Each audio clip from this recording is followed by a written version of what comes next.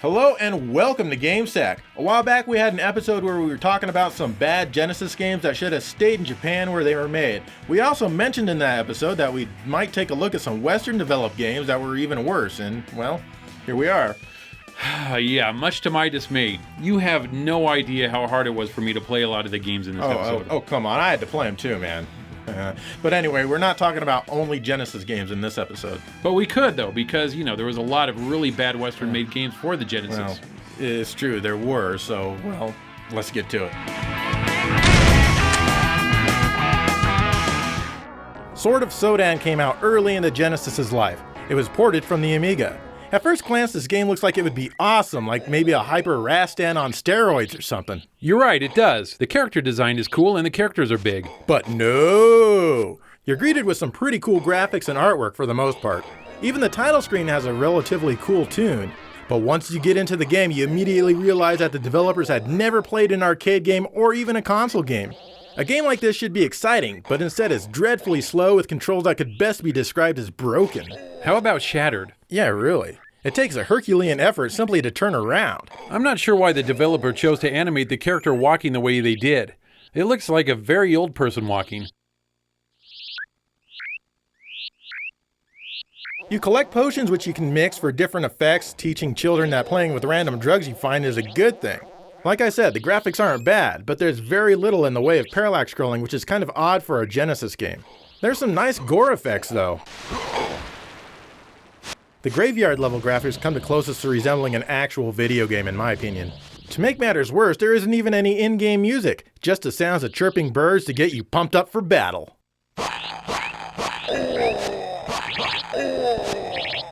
You can even play as a sexy female character, and oh, she sounds real sexy too.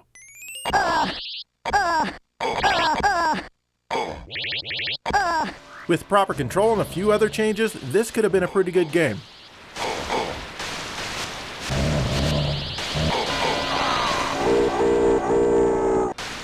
Well, here is Strider Returns on the Genesis.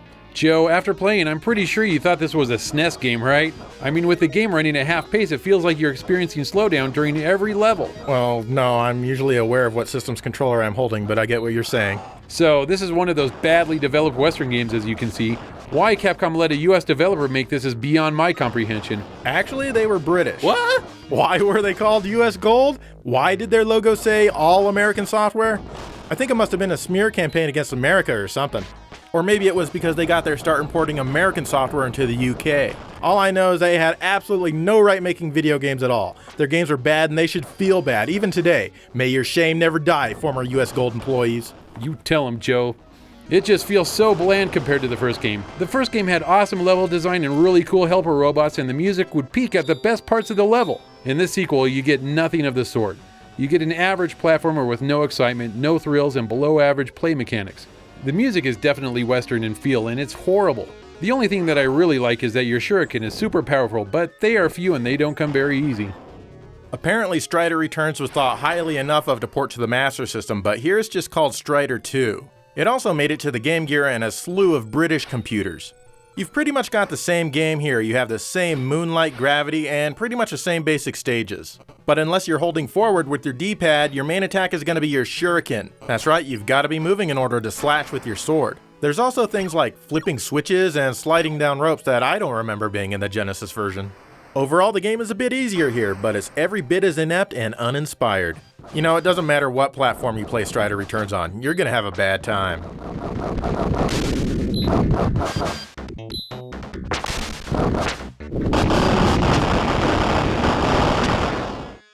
Dark Castle is another computer port released for the Genesis by Electronic Arts. EA must have thought that console gamers craved the slow and unbalanced gameplay of computer games of the day. We did not, but they gave us this mess anyway.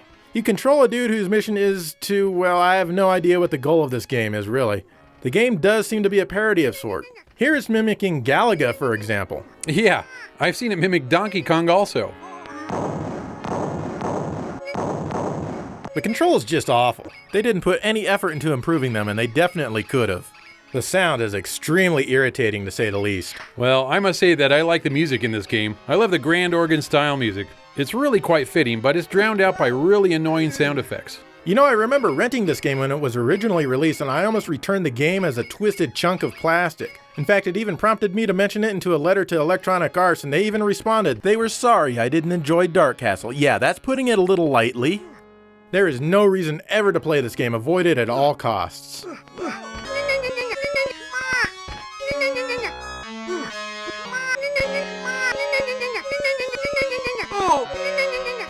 And from the developers of the Genesis version of Dark Castle comes Motocross Championship on the mighty 32X.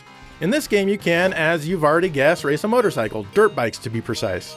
I don't think they even bothered to finish the programming on this game. You race around a typical track and you can even punch other riders, but don't expect anything near Road Rash level goodness here. It's very twitchy and hard to control. Maintaining a good position in the race is an exercise in futility. At the start of each race, all the riders smash together in one giant cluster of incompetence. Every single time. I eventually learned to stay behind and let the other riders clash into each other while I rode past, but I still lost the race. The graphics are pretty ugly for the most part. The track has some good scaling, but the bikers look just horrendous. Hey, I like how they stopped drawing the sky here. It's like they never expected you to jump so high. Yep, pure laziness. There's not a lot of variety in the tracks either. Even the sounds are repetitive and painful. The music fares no better, and you're better off listening to the sweet sounds of a chainsaw cutting your ears off. I'm wondering, are the Jaguar and the 32X related? They seem very similar to me.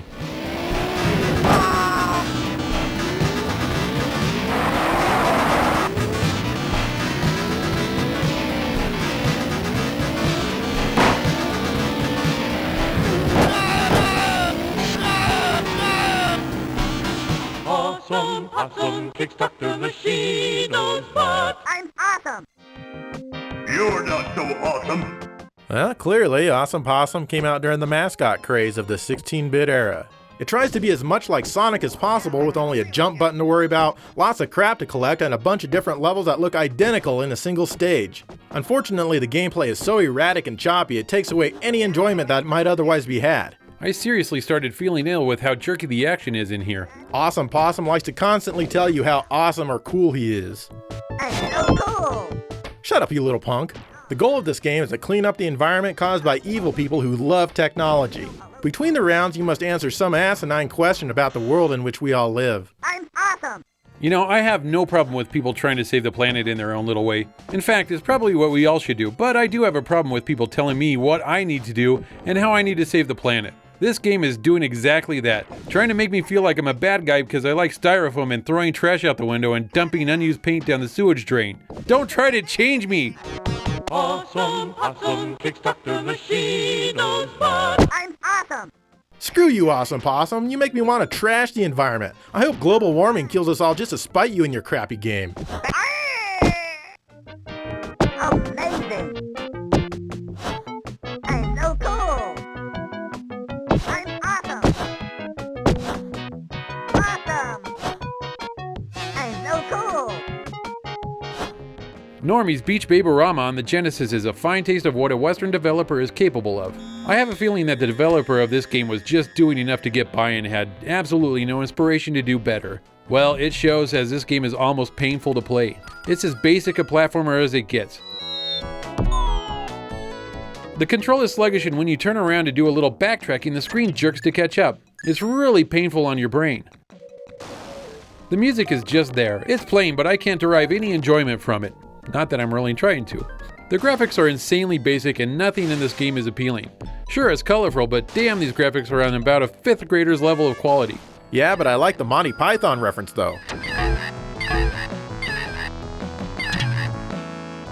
Still, it almost seems to me like many Western developers at the time thought that console gamers were idiots who didn't care about quality, so they didn't put forth much effort into making the game. This game is just so boring all around. Don't bother unless you're a collector and absolutely need it for your collection.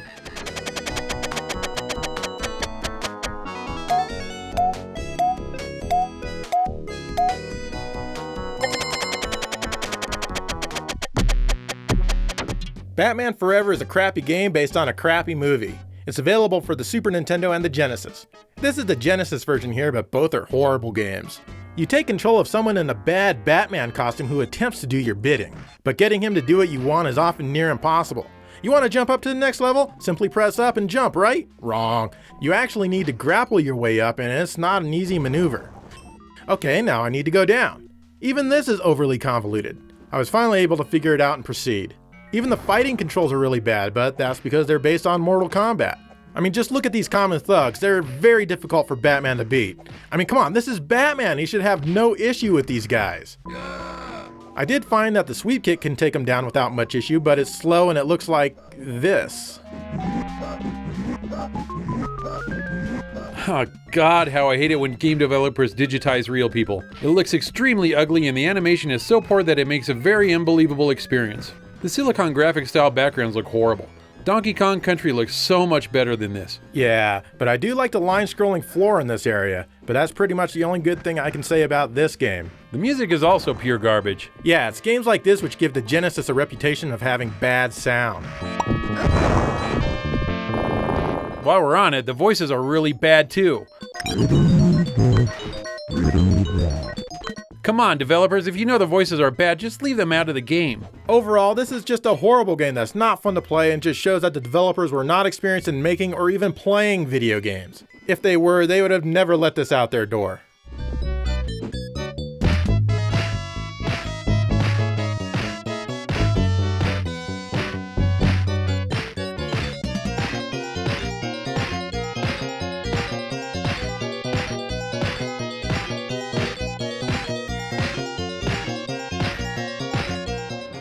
Next we have Bubsy is 3D in Forbidden Planet for the PlayStation, but we'll just call it Bubsy 3D.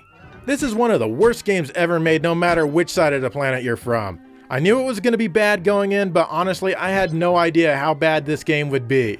You take control of Bubsy in a 3D world. Well, control might be too generous of a word here. There really is nothing I can say or show to make you understand just how awful the control is without playing it, and I really don't recommend you do that. Everything moves really slow and it's all extremely imprecise. You go around collecting atoms for whatever reason, you can throw them at enemies, and aiming them is just a chore on its own. You can't even use the analog stick in this game. Of course, Bubsy has lots of fantastic tood. This'll come in handy. I hope you know what you're doing. Feel like a million.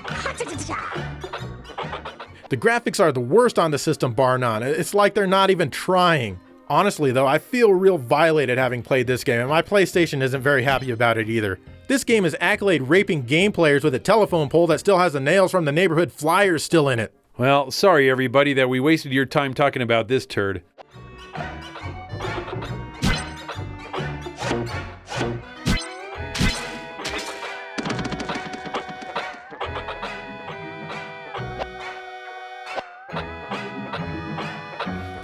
So, Joe, why didn't you talk about Superman 64 on the N64? I mean... Well, you know, everyone already talks about how bad that game is. I think it's widely known. Plus, after playing Bubsy 3D, I didn't want to subject myself to, you know, anything that's potentially worse. I don't blame you. You know, why did you want to play it? What? No, God, no, I don't want to play that Sure, crap. it's a Nintendo game. Oh, that doesn't matter. So, anyway, Western developers haven't only made bad games. In fact, they've probably made some of our favorite games. That's exactly right. And the few of you viewers who have actually stuck through the bad part are going to now get a treat as we talk about some of our favorite Western developed games. Yeah, so let's look at them.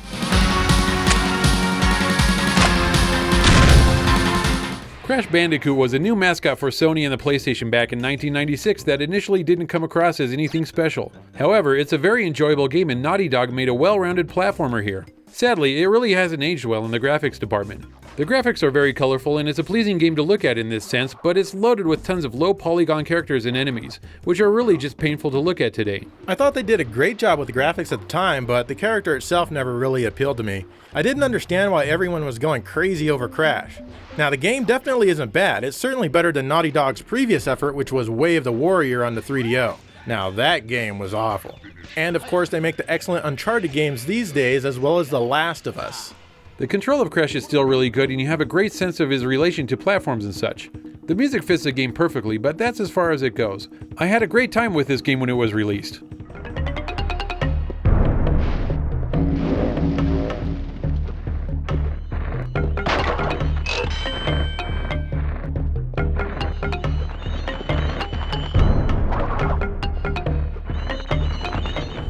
Power Slave is a Saturn first-person shooter by Lobotomy. Aliens have taken over Egypt and it's up to you to save the entire universe.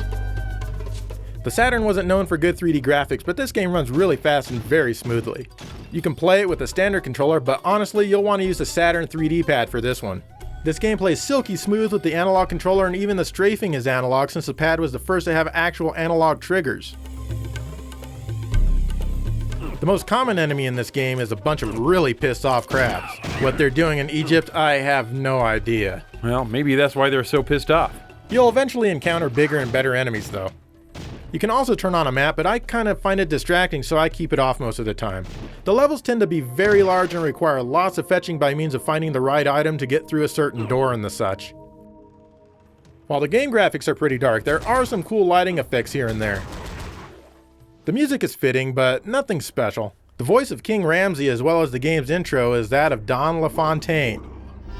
World leaders from all parts of the globe have sent forces into the Karnak Valley, but none have returned. There's even this fine multiplayer game hidden in there. Death Tag! Here we go!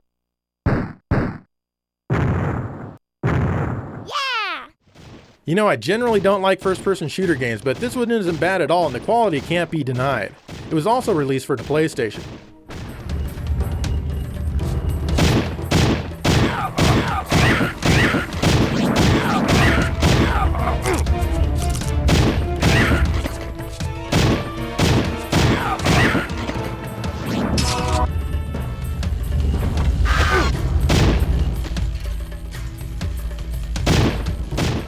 The Adventures of Lomax on the PlayStation is not your ordinary Lemmings game.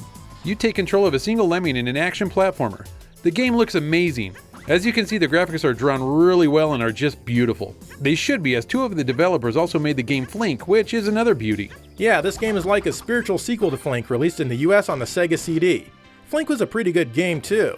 For Lomax, they took everything that was great about Flink and turbocharged it while taking everything bad about Flink and throwing it in the garbage. Anyways, besides normal platforming, you can also use some lemming-type controls. You can build bridges, use your helmet as a bomb, or even use your helmet to float down slowly. Some of the levels have you going in and out of layers of the background, which multiplies the fun factor times 10. The music is really good and has a definite European sound to it. The control over your character is mostly good. You'll miss platforms here and there even though you feel like you've made a great jump, but it's nothing that's too annoying. It's really a fun game and shows what a good Western developer can do.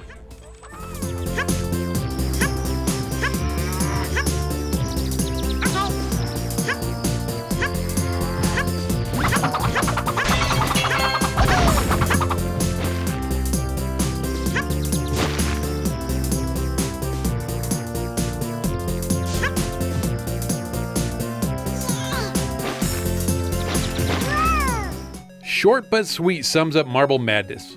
Seriously, this is a short game. It consists of 5 levels and can be beaten in really about 5 minutes. I've always liked this game whether it was in the arcades using the trackball or on the NES version using a crosspad. The object is very simple, get your marble to the goal before time runs out. As you can see, there are many pitfalls and wacky paths that you need to get through to reach your objective. The game was released on the NES and Genesis and later on the Game Boy and PS1 via a compilation. Hey, let's not forget about the Sega Master System version here. Oh right, thanks Joe. It's not bad, but I think the NES version is better. While the Genesis version is better looking, it lacks in all other areas. The control on the NES version is better. The music on the Nintendo version is really good and very enjoyable, even though it cuts out from time to time to make room for sound effects. The music on the Genesis version is, well, God, not good at all. Listen to this.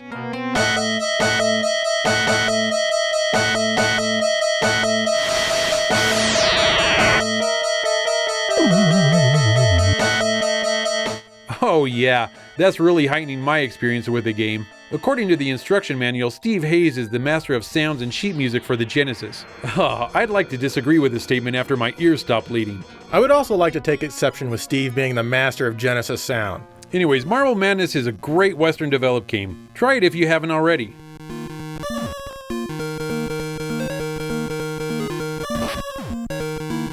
Here's a quick look at the arcade, NES, Genesis, and Master System versions.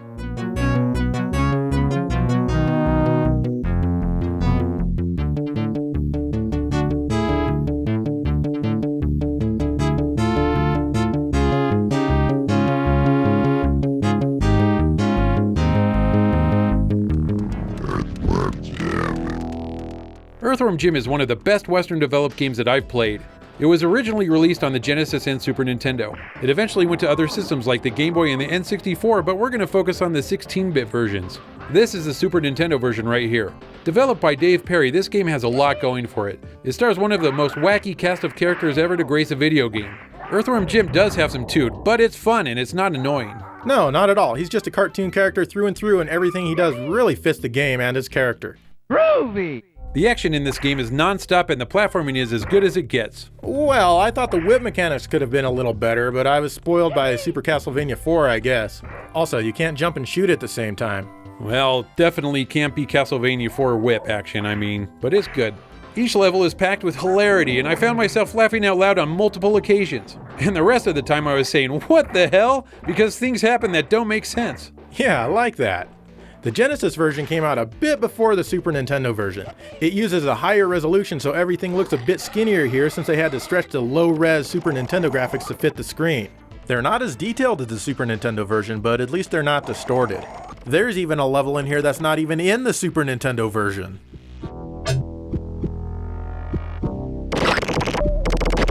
I personally prefer the sounds and music on the Genesis version since it doesn't sound like it was recorded under a pile of thick blankets. Oh, yeah, you're not just being biased towards the Genesis, are you? Well, listen for yourself.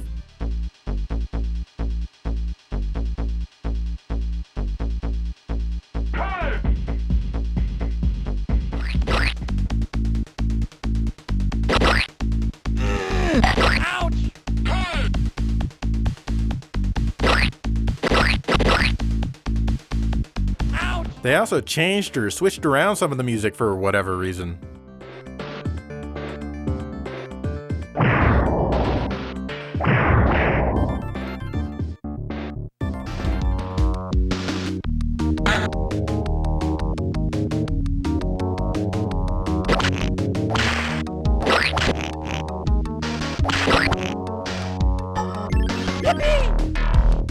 I'm nude. There was also a special edition released for the Sega CD and also for the PC. This version had longer levels and even a brand new level.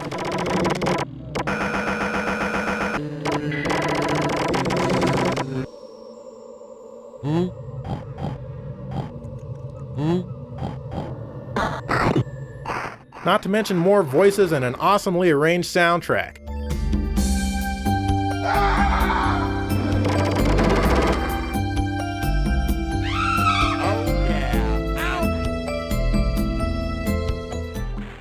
Look, they even have lawyers in hell, just like Normy's Beach Babe-O-Rama. Don't ever mention that game again, Joe. Okay. Can I at least mention the Sega Master System version of Earthworm Jim? That was released only in Brazil and not made by the original developers. It looks and plays pretty bad. So, back to the 16-bit versions.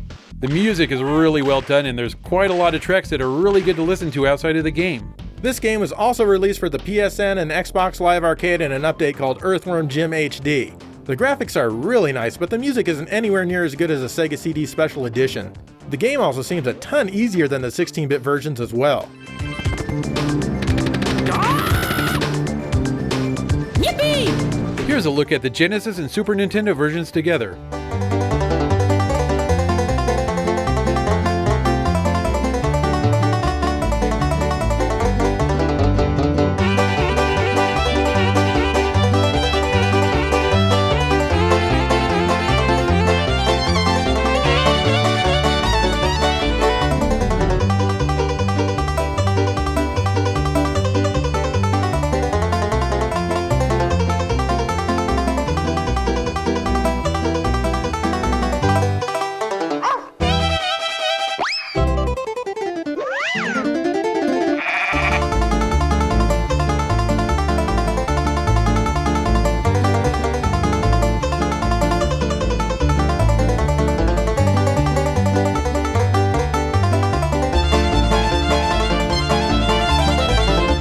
Earthworm Jim 2 takes the game to another level. It was available on the Genesis, Super Nintendo, and the Saturn. Yeah, and Game Boy Advance, PC, PlayStation in some territories. We don't have them all. This is the SNES version here. It's what a sequel should be. It's got the same great play mechanics and adds just enough to make you feel that this is a new game. And this game has one of the most bizarre soundtracks that hits all spectrums of music.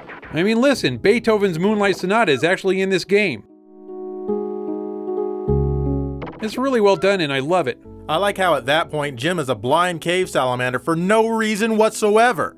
It's just so randomly bizarre and it makes absolutely no attempt at an explanation.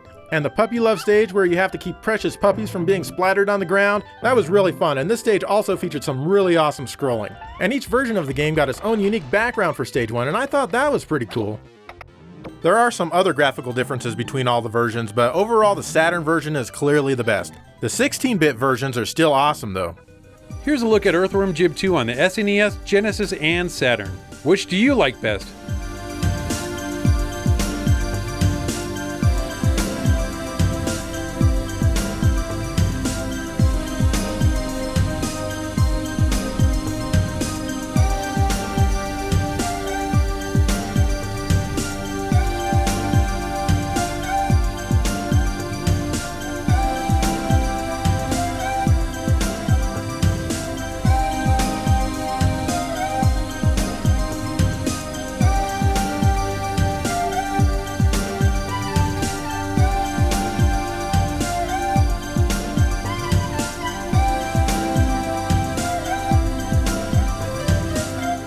Burnout Paradise by Criterion is one of my favorite current generation games. It was released on the Xbox 360, the PS3, and the PC, but this is the PS3 version here. They're all more or less identical. This game allows you to roam the open world of Paradise City and engage in competitive events whenever you desire. There's an event at each intersection.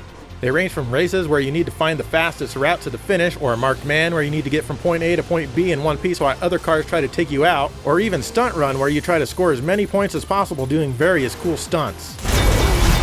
There's also Road Rage where you need to take down a bunch of enemy cars and they're also trying to take you down at the same time. This is my favorite event. Or maybe Stunt Run is, I really can't decide. There are even more types of events as well. Of course, the main draw in this game is the speed, the amazing control, the crazy jumps, the tricks, and of course the crashes.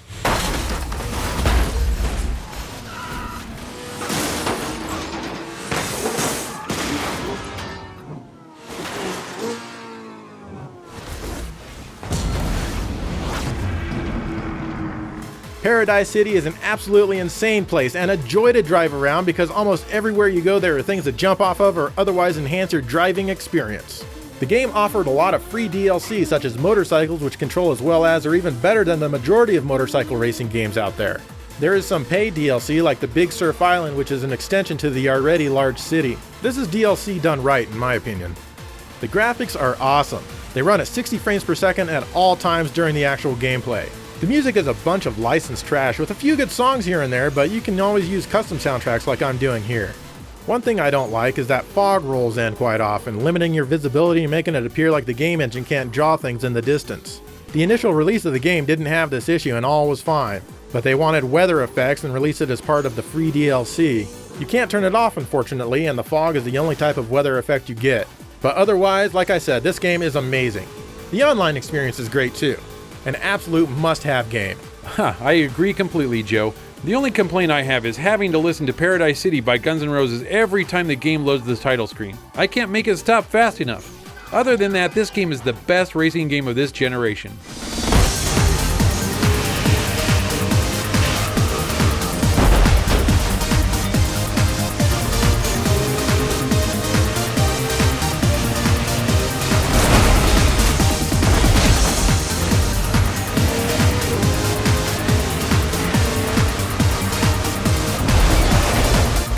And those were just some of the many great games that are made by Western developers. That's right, and let's take a fast forward to today's games and take a look that most of the awesome games today aren't even coming out of Japan.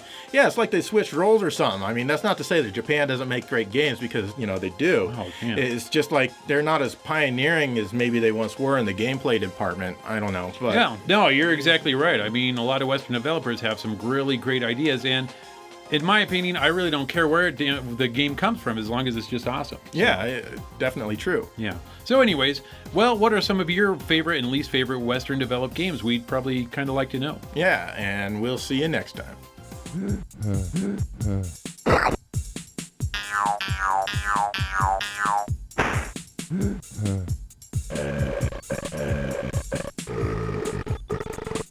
Pardon me.